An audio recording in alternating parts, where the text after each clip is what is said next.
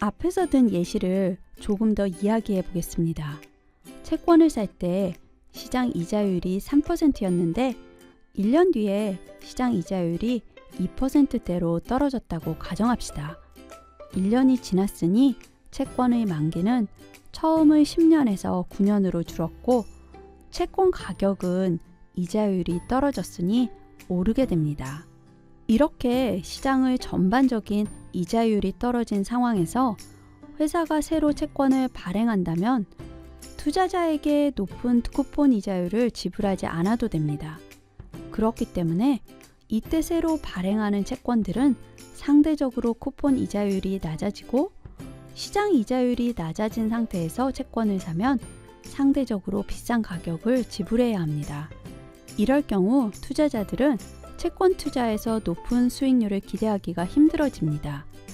물론 시장 이자율이 반대로 올라간 상황이라면 시장 이자율이 높아진 만큼 채권 가격은 하락하게 됩니다. 또한 이렇게 시장의 전반적인 이자율이 높아진 상황에서는 새로 채권을 발행하는 회사가 높은 쿠폰 이자를 지불해야만 투자자들에게 매력적인 투자처로 보이게 됩니다. 채권 가격은 싸고 쿠폰 이자율은 높으니 전반적으로 채권 투자가 좋은 수익률을 낼 확률이 높아집니다. 지난 강의에서 말했듯이 채권은 꼬박꼬박 정해진 이자를 받아 수익을 낼 수 있다는 매우 좋은 장점을 가지고 있습니다. 하지만 채권을 판 쪽에서 이자를 지불하지 못하는 경우 디폴트가 생길 수 있습니다. 디폴트가 되지 않는 이상은 만기까지 채권을 보유하고 있으면 상관없지만 시장 이자율 변동에 따라서 채권의 가치도 변하기 때문에 채권 투자 역시 가격 변동성이라는 위험성을 가지고 있습니다. 모든 투자는 위험을 가지고 있습니다. 그리고 투자자는 이 위험이 어디서 어떻게 오는지 이해하고 있어야 합니다. 그리고 다음 두 가지 법칙은 채권의 이자율 위험과 관련해 꼭 기억해야 할 것들입니다. 첫째, 채권의 정해진 쿠폰 이자율이 낮으면 채권의 시장 가격은 시장 이자율에 더욱 민감합니다. 좀 더 설명을 더하자면 쿠폰 이자율이 3%인 채권과 4%인 채권이 있다면 시장 이자율이 똑같이 1% 오를 때 쿠폰 이자율이 3%인 채권의 가격 변동이 더 심합니다. 둘째, 만기가 긴 채권은 이자율 변화에 더 민감합니다.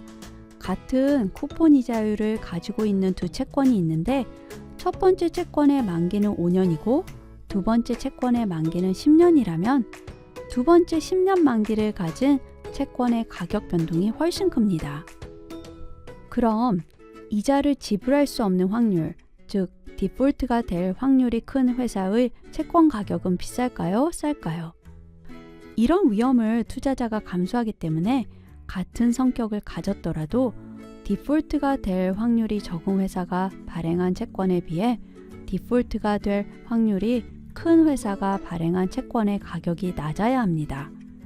채권 가격과 채권 이자율은 반비례하기 때문에 이런 회사들은 당연히 이자율이 높겠죠. 그럼 반대로 미국 국채처럼 이자를 지불할 수 없는 상황에 빠질 확률이 거의 없다고 봐도 좋은 채권은 어떨까요?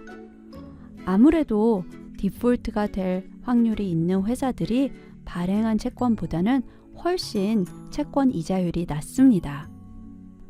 채권 투자에서 가장 중요하게 고려해야 하는 요소는 이자율과 채무 불이행 두 가지입니다.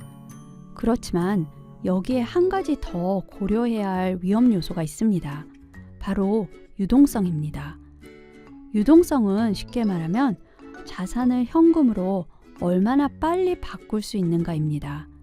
예를 들어 국제금융시장에서 가장 많이 거래되는 미국 국채는 사고자 하는 사람도 팔고자 하는 사람도 많습니다. 그럼 미국 일리노이주에 위치한 이름도 들어보지 못한 소규모 회사가 발행한 채권은 어떨까요? 공업 부품을 생산하는 이 회사는 지속적으로 채권을 발행했고 투자자들에게 다른 채권에 비해서 상당히 높은 이자를 문제없이 지급했던 좋은 투자처입니다. 그렇다 해도 이 채권을 거래하는 투자자의 숫자는 당연히 미국 국채와는 비교조차 할 수 없을 정도로 적습니다. 문제는 지금은 사고 파는 사람이 많다 해도 상황이 조금이라도 안 좋아지면 한순간에 채권을 사려는 사람을 찾을 수 없는 경우가 생길 수 있다는 겁니다. 이는 유동성에 심각한 문제가 생길 가능성이 있음을 뜻합니다. 금융자산을 보유하고 있으면서 거래가 성사되지 않는다면 가격은 그저 숫자에 불과하다는 점을 잊지 마세요.